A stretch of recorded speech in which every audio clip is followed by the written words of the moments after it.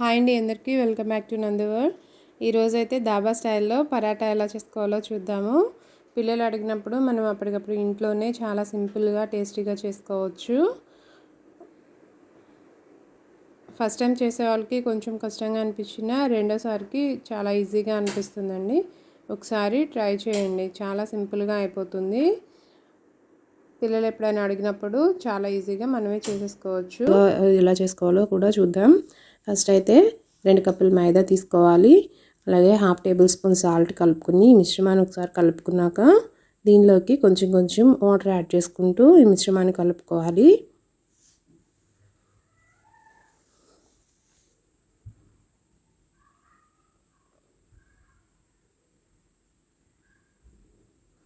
చపాతీ పిండిలా కలుపుకున్నాక ఒక 10 నిమిషాలు ఈ మిశ్రమాన్ని ఇలాగే కలుపుకుంటూ ఉండాలి, సాఫ్ట్ డో అయ్యేంత వరకు.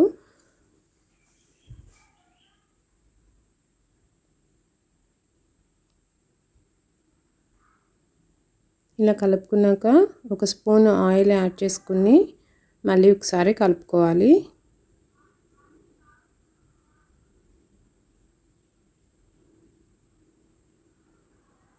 అప్లై అయ్యేలాగా కలుపుకుని ఒక హాఫ్ అన్ అవర్ మూత పెట్టేసుకుని పక్కన పెట్టేసుకోవాలి. ఏదైనా గిన్నె కానీ లేదంటే తడి క్లాత్తో కానీ దీన్ని కవర్ చేసి పక్కన పెట్టాలి.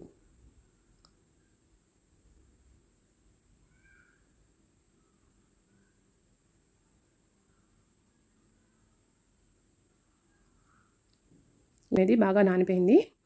ఇప్పుడు దీన్ని ఇంకో 5 నిమిషాలు ప్రెస్ చేసుకుందాం.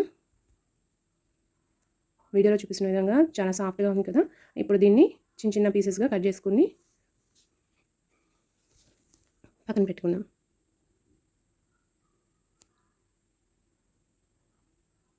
ఇప్పుడు ఫ్లోర్ మీద మైదా అప్లై చేసుకుని, మైదా కానీ గోధుమ పిండి కానీ ఏదైనా మీ ఇష్టం, అప్లై చేసుకుని మనం రెడీ చేసి పెట్టుకున్న చపాతీ ముద్దను తీసి పెట్టుకోవాలి.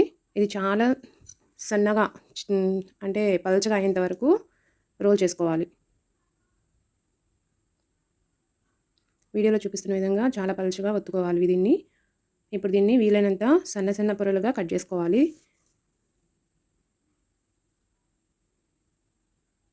మీకు ఎంత వీలైతే అంత సన్న పొరలుగా కట్ చేసుకోవచ్చు. చాకుతో అయినా చేసుకోవచ్చు లేదా పిజ్జా కట్టర్తో అయినా. ఇప్పుడు దీనిపైన ఆయిల్ అప్లై చేసుకోవాలి. ఆయిల్ అప్లై చేసుకున్న తర్వాత దీన్ని వేళ్ళతో కానీ చాకుతో కానీ చిన్నగా ఆ పొరలు ఒకదానికొకటి అతుక్కోకుండా నెమ్మదిగా మొత్తం రోల్ చేసేసుకోవాలి.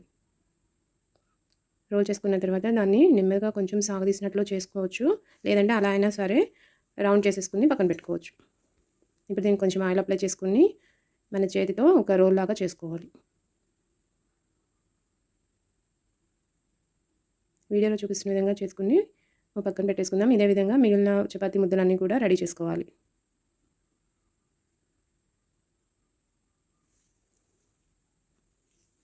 ఇప్పుడు అన్నీ రెడీ అయిపోయింది కదా. ఇప్పుడు వీటిని పరాటాల్లాగా రెడీ చేసుకుందాం. చేత్తో మెల్లగా ప్రెస్ చేయాలండి. గట్టిగా ప్రెస్ చేస్తే అవి లేయర్స్ మొత్తం ఒకదానికొకటి అతుక్కుపోతాయి. అందుకని మెల్లగా ఒత్తుకున్నాక చపాతీ కర్రతో కూడా చాలా స్లోగా ప్రెషర్ ఎక్కువ ఇవ్వకుండా పరాటా రెడీ చేసుకోవాలి.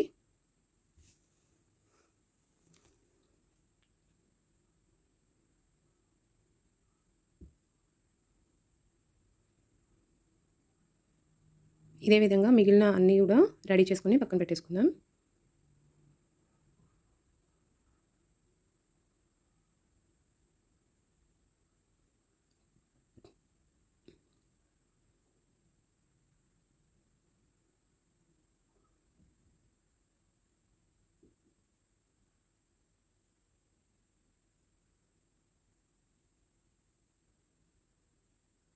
ఇప్పుడు ఇవైతే రెడీ అయిపోయినాయి. వీటిని కాల్చుకుందాం.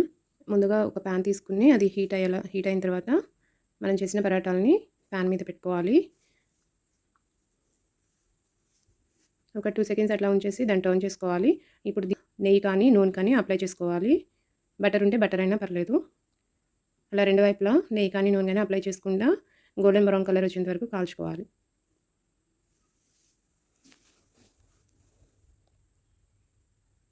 ఇదే విధంగా మిగిలిన అన్ని పరాటాలు కూడా కాల్చుకోవాలి.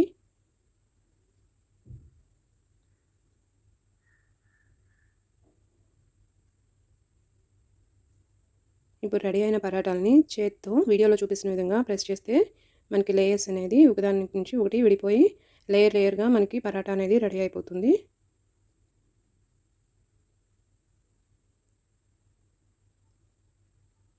ఈ ప్రాసెస్ అనేది కొంచెం వేడిగా ఉన్నప్పుడే చేసుకోవాలి. చల్లారిపోతే గట్టిపడిపోయినట్లు అయిపోతుంది, అప్పుడు విరిగిపోతుంది. అందుకని కొంచెం వేడిగా ఉన్నప్పుడే చేసుకోవాలి.